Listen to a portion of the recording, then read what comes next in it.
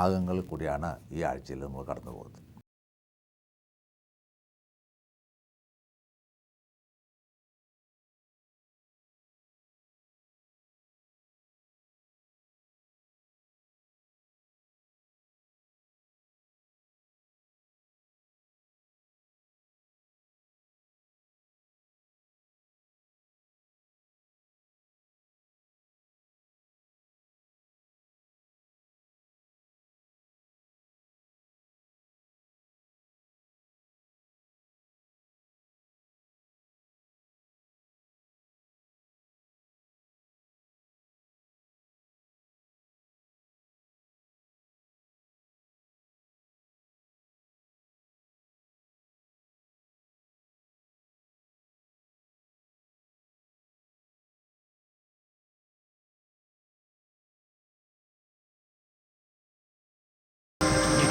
കൊലകൊല്ലിക്കെതിരെയുള്ള പട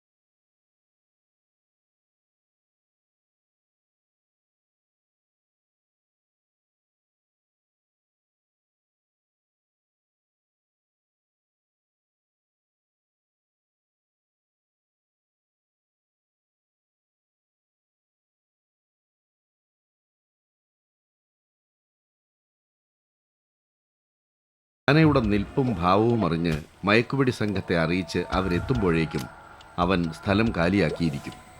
അല്ലെങ്കിൽ ശത്രുവിനേക്കാൾ ഏറെ തനിക്ക് സുരക്ഷിതമെന്ന് ഉറപ്പായ തട്ടകത്തിലേക്ക് മാറി നിന്ന് വെല്ലുവിളിക്കും. ചുരുക്കത്തിൽ മയക്കുവെടി സംഘത്തിൻ്റെ നീക്കങ്ങൾ അത്രയും പാതി വഴിയിൽ തട്ടിത്തടഞ്ഞു നിന്നു. ഒപ്പം ഇടതടവില്ലാതെന്നോണം കാട്ടിലേക്ക് ഇടിച്ചു കയറുന്ന മാധ്യമ സംഘങ്ങളുടെയും പൊതുജനത്തിൻ്റെയും സാന്നിധ്യവും.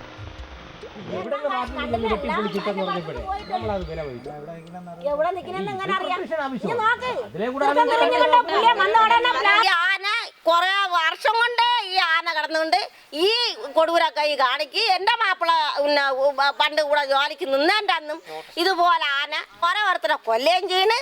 ഇതുപോലെ വന്ന് വിളയിൽ വന്ന് സന്ധ്യ ആകുമ്പം വന്ന് ആന വന്ന് പിന്നെ വിളയിലൊക്കെ വന്ന് നശിപ്പിക്കുകയും ഞങ്ങളെ ഓട്ടിക്കുകയും പിന്നെ ഇപ്പോഴാണ്ട പാർട്ടിക്കാരന്മാരും കാടരും പാർട്ടിയും റേഞ്ചാഫ്സറും ഡി എഫ് എല്ലാവരും വന്ന് കിടന്നിട്ട് ശ്രമിക്കുന്നൊക്കെയും ഒരു രക്ഷയും ഇല്ല.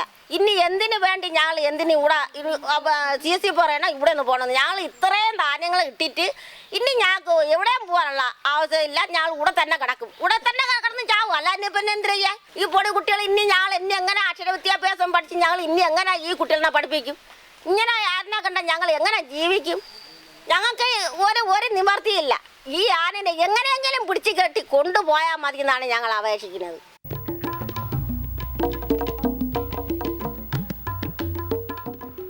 കൊലകൊല്ലിയുമായി മുഖാമുഖം ദർശിച്ച ആദ്യ റൗണ്ടിന് ശേഷം 2 നാൾ കഴിഞ്ഞ് ഒരിക്കൽ കൂടി ഞങ്ങൾ വിതുരയിലേക്കും പേപ്പാറയിലേക്കും എത്തുമ്പോൾ സ്ഥിതി മാറിക്കഴിഞ്ഞിരുന്നു. പൊടിയക്കാല പേപ്പാറ മേഖലയിലാകെ വനം വകുപ്പിൻ്റെ വക അപ്രഖ്യാപിത അടിയന്തരാവസ്ഥ. ക്യാമറയുമായി ഒരൊറ്റ മാധ്യമ പ്രവർത്തകനെയും അവരുടെ വണ്ടികളെയും ചെക്ക് പോസ്റ്റ് കടത്തിവിടുന്നില്ല. ഞങ്ങൾക്ക് മുന്നാലെ എത്തിയവരും വഴി തടയപ്പെട്ട് കിടക്കുന്നു. ഇതിനിടെ മറ്റൊരു പ്രശ്നവും അരങ്ങേറി. കൊലകൊല്ലിയുടെ മണം പിടിച്ച് പിന്നാലെ നടക്കുന്നതല്ലാതെ അവനെ തളയ്ക്കാൻ കാര്യമായിട്ടൊന്നും നടക്കുന്നില്ലെന്ന പരാതിയിൽ ആദിവാസി സെറ്റിൽമെൻറ്റുകളിലെ ചെറുപ്പക്കാർ പ്രകോപിതരായി. പതിവ് ചെക്ക് പോസ്റ്റുകൾക്ക് പുറമേ ആദിവാസികളുടെ കാട്ടിലേക്കുള്ള നടപ്പാതയിലും പുതിയൊരു ചെക്ക് പോസ്റ്റ് സ്ഥാപിച്ചത് അവരാദ്യം പൊളിച്ച് ദൂരെ എറിഞ്ഞു. പെണ്ണുങ്ങളും കുഞ്ഞുകുട്ടി പരാതിനങ്ങളും ഒക്കെ ഒന്നായി വന്ന് കൊലകൊല്ലി ഓപ്പറേഷനുമായി ബന്ധപ്പെട്ടവരെ തടഞ്ഞുവെച്ചു. മൂത്രമൊഴിക്കാൻ പോലും പുറത്തുവിടാത്ത തീപ്പൊരി സമരം. ഒടുവിൽ ഒത്തുതീർപ്പ് വ്യവസ്ഥകൾ നിർണയിക്കപ്പെട്ടു. കൊലകൊല്ലിയെ വീഴ്ത്താൻ 3 ദിവസം കൂടി അനുവദിക്കണമെന്ന് മയക്കുപിടി സംഘം. 3 അല്ല, വേണമെങ്കിൽ 5 ദിവസം വരെ എടുത്തുകൊള്ളാൻ ആദിവാസികളും. പക്ഷേ ഒരൊറ്റ കണ്ടീഷൻ: കൊലകൊല്ലിയെ പിടിക്കാതെ മൂടും തട്ടി പോകാമെന്ന് ഒരാളും വിചാരിക്കണ്ട. ഒരു കണക്കിന് ഈ വണ്ടികൾ ചുമ്മാ അങ്ങോട്ടും ഇങ്ങോട്ടും പോകുന്നുണ്ട്. എന്തിനു പോകുന്നൊന്നും എനിക്കറിയില്ല. ഞാനിത് ദിനംപ്രതി കാണുകയാണ്. ഇതിനെ അവർക്ക് ഒരു ദാരിദ്ര്യമായിട്ട് കഴിയുന്ന അവർക്ക് എന്തെങ്കിലും ഒരു ഭക്ഷണം എത്തിക്കുന്നതിനാണോ, ഈ ആനയെ പിടിക്കുന്നതിനാണോ, എന്തിനു വേണ്ടി പോകുന്നൊന്നും ഒരു രൂപവുമില്ല. ദിനംപ്രതിയുള്ള വാർത്തകൾ കേട്ടാൽ ഭയങ്കര വാർത്തകൾ കൊട്ടിഘോഷിച്ച് ഞാൻ വിടുന്നുണ്ട്. മറിച്ച് ഇതിന് അവർക്ക് സുരക്ഷിതമാകുന്ന വിധത്തിൽ ഒരു സമീപന രീതി ഇതിൽ ഉണ്ടോ എന്ന് എനിക്ക് സംശയത്തിന്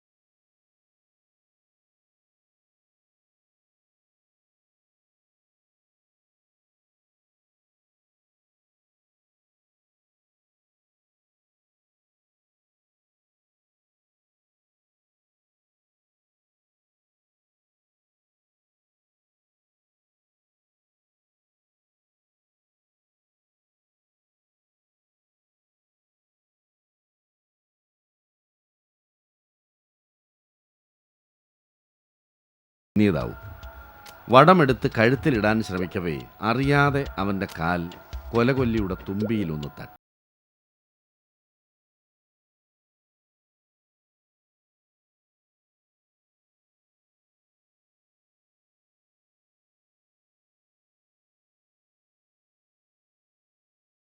ുമെല്ലാം ജീവനും വാരിപ്പിടിച്ച് കൂരാക്കൂരിരുട്ടിലേക്ക് അലറിപ്പാഞ്ഞു.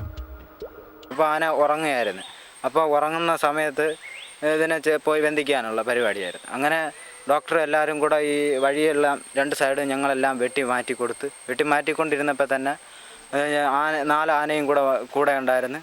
അങ്ങനെ വെട്ടി മാറ്റിക്കൊണ്ട് പൊയ്ക്കൊണ്ടിരുന്നപ്പോൾ ആ ഫ്രണ്ടിൽ ഡോക്ടറും മറ്റ് പ്രദീപ് എന്ന് പറയുന്നത് ഇത് നോക്കാൻ പോകുന്ന അവരും എല്ലാം ചെന്ന് അടുത്ത് ഏകദേശം 2-3 മിനിറ്റിൻ്റെ വ്യത്യാസം. ആ സമയത്തും ആന ടക്കനെ ചാടി എണീറ്റ്. എന്ന് വെച്ചാൽ സമയം ഒരുപാടായതിനാൽ ഇത് സമയം പോയി. അങ്ങനെ സമയം പോയതുകൊണ്ട് ആന തളയ്ക്കാൻ ചെന്നത്.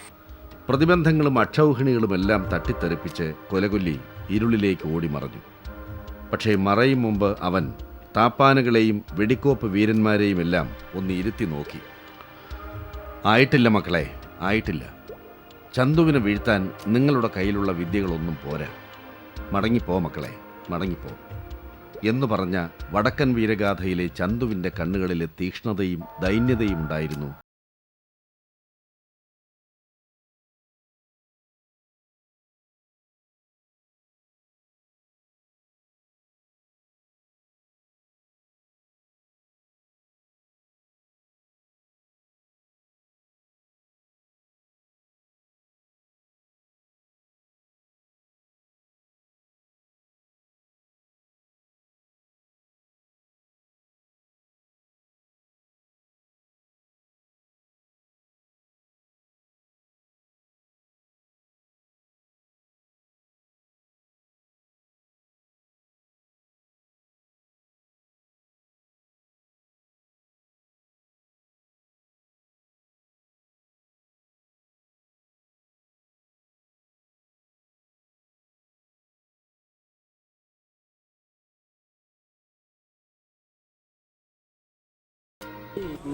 അരുൺ ഫോറസ്റ്റ് ഗാർഡ് ഇദ്ദേഹമാണ് ഈ 4 ദിവസങ്ങളിലും ആനയുടെ കൂടെ ഏറ്റവും അടുത്ത് ആനയെ വാച്ച് ചെയ്യാനും ആനയുടെ മൂവ്മെൻറ്റ് മനസ്സിലാക്കാനും എല്ലാം ഇദ്ദേഹമാണ് പൊയ്ക്കൊണ്ടിരുന്നത്. അത് കാരണം ഞങ്ങളുടെ ചീഫ് വൈൽഡ് ലൈഫ് വാർഡൻ്റെ ഇന്നലെ രാത്രിയിലുള്ള ഒരു തീരുമാനപ്രകാരം ഞങ്ങൾ ഏറ്റവും ആദ്യം പോകുന്ന ആളിൻ്റെ കയ്യിൽ ഗണ്ണ് കൊടുത്തയക്കാം എന്നുള്ള CCFൻ്റെ തീരുമാനപ്രകാരം അങ്ങനെ ഒരാളിനെ സെലക്ട് ചെയ്ത കൂട്ടത്തിൽ അരുണിനെ തന്നെ ഞങ്ങൾ സെലക്ട് ചെയ്തു. 10:50 അരുൺ ആദ്യത്തെ ഫയർ ചെയ്ത് കഴിഞ്ഞിട്ടും അരുണിനൊരു സംശയമായിരുന്നു അത് ഫലവത്തായ ഒന്ന്. പക്ഷേ കൂടെ ഉണ്ടായിരുന്നവൾ ആനയുടെ ശരീരത്തിൽ സിറിഞ്ച് തറച്ചു എന്ന് പറഞ്ഞപ്പോഴത്തേക്ക് അത് വ്യക്തമായിട്ട് ബോധ്യപ്പെടുകയും ആന ചെറിയ മയക്കത്തിലേക്ക് വരികയും ചെയ്തു.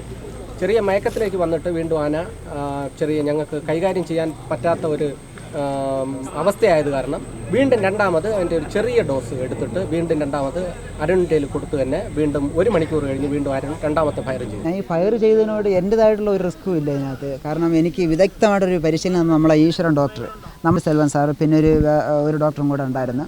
പിന്നെ ഡോക്ടർ ഗഫൂർ. അതെ, ഇവരുടെ വിദഗ്ധമായിട്ടുള്ള പരിശീലനം കൊണ്ട് 1 മണിക്കൂർ കൊണ്ട് ഇത്രയും ഭീമാകരമായ ഒരു ആനയെ ഫയർ ചെയ്യണമെങ്കിൽ 1 മണിക്കൂർ പരിശീലനം എന്നെ അത്രയും ധൈര്യപ്പെടുത്തണമെങ്കിൽ ഇവരുടേതായുള്ള തീവ്ര പരിശീലനം മാത്രമേ ഇതിന് കഴിയൂ. തുടർച്ചയായ മയക്കുവെടികളുടെ ആഘാതത്തിൽ തളർന്ന ആന പൂർണ്ണമായും വരുതിയിലായി കഴിഞ്ഞു എന്നുറപ്പായ ശേഷമാണ് മാധ്യമപ്രവർത്തകർക്ക് പ്രവേശനം ലഭിക്കുന്നത്. മയങ്ങി അവശനായ കൊലകൊല്ലിയെ ഒരു തുണ്ട് കയറോ ചങ്ങലയോ കൊണ്ടുപോലും ബന്ധിക്കാതെയാണ് തുങ്കിയാനകൾ എന്ന താപ്പാനകളും ദൗത്യസേനയും ചേർന്ന് കൂടുവരെ എത്തിച്ചത്. ഇടയ്ക്ക് ഓർമ്മയുടെ ഇത്തിരി മിന്നൽ തലയിൽ ഓളം വെട്ടിയ നേരം അവൻ താപ്പാനയായ കലീമുമായി കൊമ്പ് കോർക്കുകയും ചെയ്തു. പക്ഷേ മനസ്സെത്തുന്നിടത്ത് ശരീരമെത്താത്തതിനാൽ അമേരിക്കൻ സേനയുടെ മുന്നിൽ കീഴടങ്ങേണ്ടി വന്ന സദ്ദാമിനെ പോലെ അവൻ തോറ്റുകൊടുക്കാത്ത മനസ്സുമായി നടന്നു. പിന്നെയും ശത്രുപക്ഷത്തിൻ്റെ ഒന്നിച്ചുള്ള ഇടിച്ചുകയറ്റം. പിടിച്ചു നിൽക്കാൻ കഴിയാതെ അവസാനം അവൻ അകത്തേക്ക് കയറുക തന്നെ ചെയ്തു.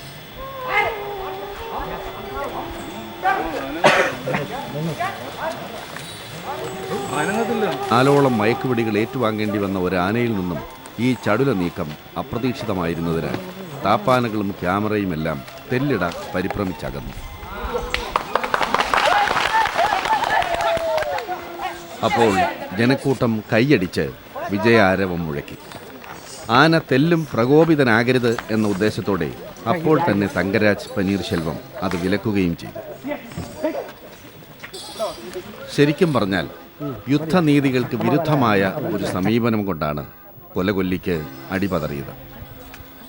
മുറിവേറ്റ് വീഴുന്നവരെ പരിചരിക്കാനെത്തിയ റെഡ് ക്രോസുകാർ അവസാനം തോക്ക് കയ്യിലെടുത്ത് ഒരു വിഭാഗത്തിന് നേർക്ക് നിറയൊഴി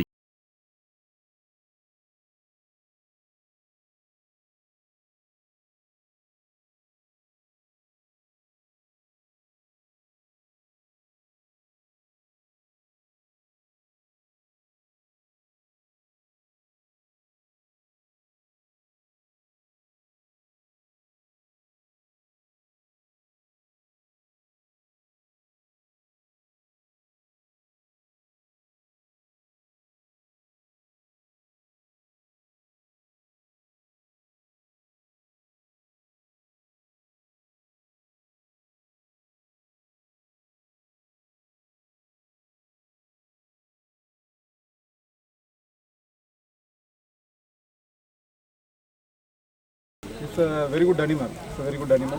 You can train this animal as a kunki for Kerala. In future kunki. Definitely we train like that one. Within 60 days time we will train the animal and get it back.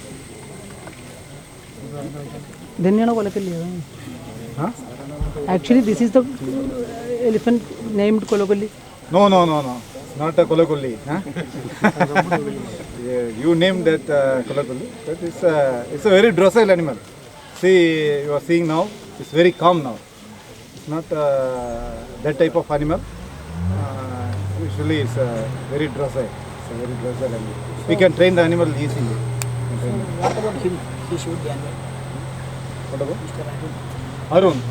Arun, recently I trained this man in Kerala. I think in future he will be my Sishian. Yes, from Kerala. Yes. From Kerala. And also one of my Sishian Tamil Nadu, Murugan. The animal is aged about 25 to 30.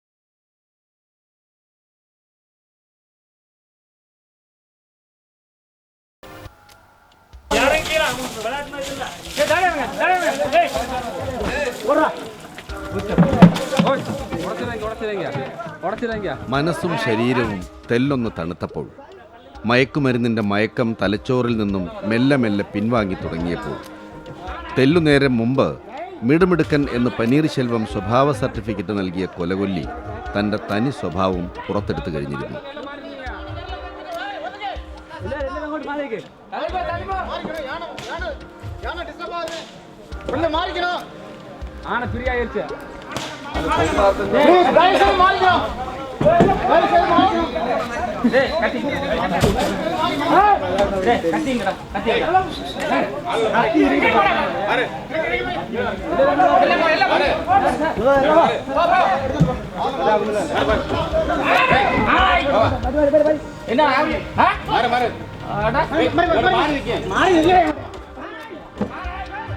കൊലകൊല്ലിയുടെ കിടുകിടിലൻ ഇടികൾക്ക് മുന്നിൽ പടുകൂറ്റൻ ആനക്കൂടും ആടി ഉലയാൻ തുടങ്ങിയപ്പോൾ ജനക്കൂട്ടവും അധികൃതരും ഭയപ്പാടോടെ അകന്നുമാറി.